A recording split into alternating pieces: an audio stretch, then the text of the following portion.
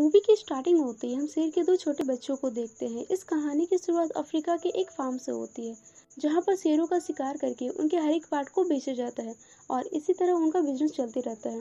वैसे ही एक दिन वे लोग एक शेर को मारने के लिए उसे बेहोश करते हैं। उन्हें लगता है कि वो शेर बेहोश हो गया है, पर जैसे ही वे उसके करीब जाते हैं, वो शेर उन पर हमला कर देता है। ये देखकर बाकी लोग वहां से भागने की कोशिश करते हैं, पर वो शेर वहां पर मौजूद सभी लोगों को एक एक करके मार देता है।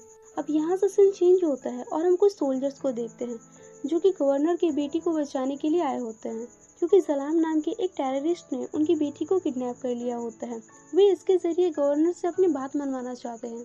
उनकी कुछ डिमांडें होती है जिन्हें वो पूरा करवाना चाहते थे, इसलिए गवर्नमेंट अपने स्पेशल फोर्स को वहाँ पर भेजे होते हैं। उस टीम का लीडर समानता होती है। वे लोग उसका ध्यान भटकाने के लिए ब्लास्टिंग करवाते हैं और पीछे के रास्ते अंदर चले जाते हैं, जहाँ पर वे गवर्नर की बेटी के साथ साथ दो और लड़कियों को देखते हैं जिन्हें उन्होंने किडनैप करके रखा होता है। जलाम उनकी टीम को देखकर के समझ जाता है कि वे लोग लड़की को बचाने के लिए आए हैं और वो उन पर फायरिंग करने लगता है। दोनों टीम के बीच काफी देर तक गन फायरिंग होती है, जिससे बहुत सारे लोग घायल भी हो जाते हैं। वही सैम गवर्नर की बेटी को पिंजरे से निकालकर वहां से जाने लगती है। तभी उसका टीम मेंबर इलाई बाकी लड़कियों को भी बचाने के लिए कहता है। सैम पहले तो ये मना कर देती है, क्योंकि उन्हें बस गवर्नर की बेटी को बचाने के लिए पैसे मिल रहे थे। पर थोड़ी देर सोचने के बाद वे उन्हें भी वहां से निकाल लेती है।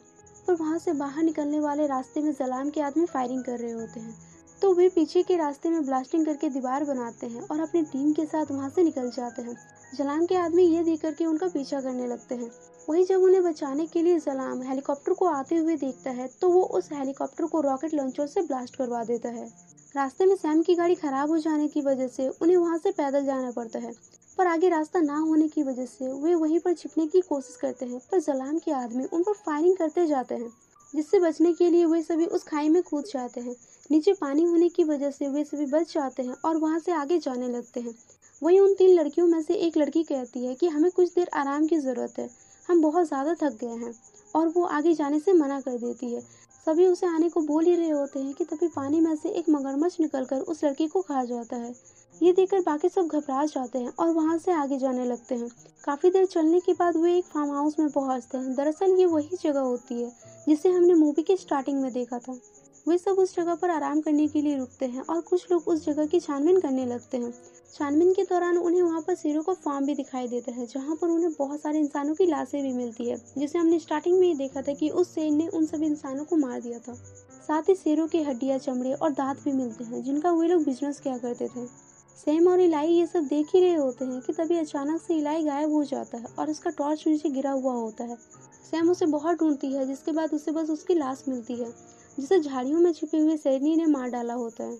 वही गोलियों की आवाज़ सुनकर जॉय जब चेक करने के लिए बाहर जाता है, तो उसे कुछ हाथी दिखाई देता है। वो उसे देख ही रहा होता है कि तभी शेरनी उस पर भी हमला करके उसे घायल कर देती है। ये देख करके वे सभी घबरा जाते हैं और वहां से बाहर निकलने के बारे में सोचते हैं। सैम अपनी टीम को बताती है कि यहाँ के पास ही एक बिल्डिंग में रेडियो है, जिसके जरिए वे मदद के लिए कॉल कर सकते हैं, पर वहाँ पर लाइट्स नहीं है, तो उन्हें सबसे पहले जनरेटर ढूंढना होगा। और फिर वे सभी जनरेटर ढूंढने लगते हैं। वे उस शेरनी से बचने के लिए अपने एक साथी को बेस में जाकर के नजर रखने को कहते हैं। वो सभी जगह को देख रहा होता है कि तभी झाड़ियों में उसे एक शेरनी दिखाई देता है, पर तभी अचानक उसका कैमरा खराब हो जाता है। वो उसकी बैटरी को बदल रहा होता है कि तभी वो बैटरी नीचे गिर जाती है, जिसे लेने के लिए वो जैसे ही नीचे जाता है, वो शेरनी उस पर हमला करके उसे मार देती है। वही सैम और जॉय जनरेटर ढूंढ लेते हैं और किसी तरह उसे स्टार्ट करते हैं।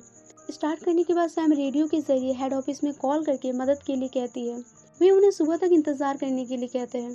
सैम सभी को इस बारे में बताती है कि उन्हें अब बस कुछ ही देर यहाँ पे रुकना होगा।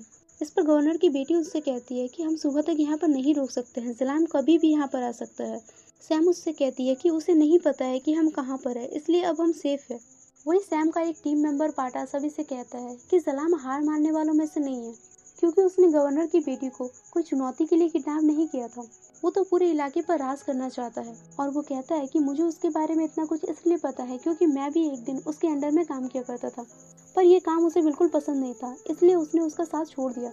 ये सुनकर वो लड़कियां भड़क जाती है और कहती है कि तुम धोखेबाज हो। वो उसे मारने के लिए गन उठा लेती है। तभी सैम उसे रोकते हुए कहती है कि पता के बिना हम तुम्हें ढूंढ ही नहीं सकते थे, तुम्हारे डैड को इसका सच पता है। पता उससे कहता है कि वो मजबूर था उस वक्त उसके साथ काम करने के लिए, नहीं तो वो उसकी बीवी और बच्चों को मार देते हैं, पर फिर भी सलाम ने ऐसा ही किया। इसी वजह से पता उन्हें मारकर अपना बदला पूरा करना चाहता है।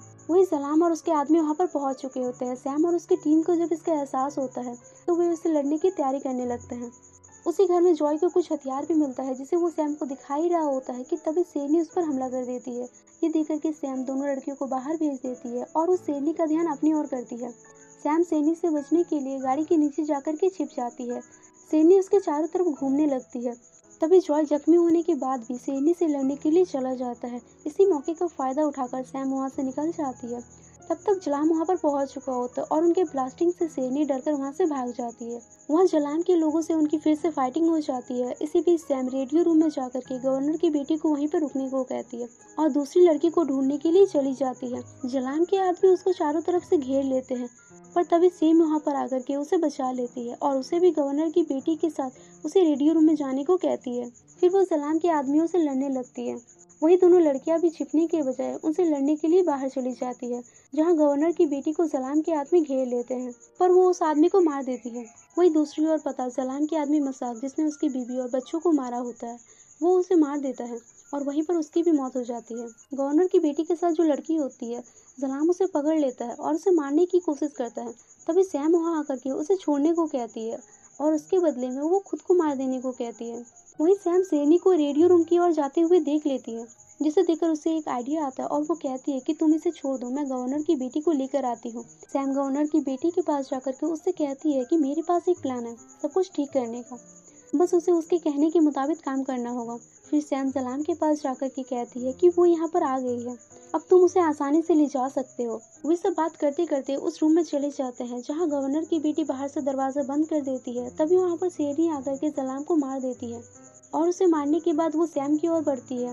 वो सैम को झपटने ही वाली होती है कि तभी सैम वहाँ से साइड हो जाती है और वो शेरनी उस रूम से बाहर चली जाती है, जहाँ वही लड़कियाँ शेरनी के बच्चों को उसे दे देती है और शेरनी अपने बच्चों के साथ वहाँ से चली जाती है। दरअसल शेरनी बस अपने बच्चों को बचाने के लिए लोगों पर हमला करती थी, क्योंकि उन्हें डर था कि कहीं शेर की तरह उनके बच्चों को भी इंसान पकड़ ना ले। और फिर वे सभी सुरक्षित वहाँ से निकल जाते हैं। इसी के साथ ये मूवी एंड हो जाती है। तो गाइस, रॉक मूवी की एक्सप्लेनेशन आपको कैसी लगी हमें कमेंट में ज़रूर बताएं और अगर आपको मेरी वीडियोस अच्छी लगती है तो मेरे चैनल को सब्सक्राइब ज़रूर करें। Thanks for watching.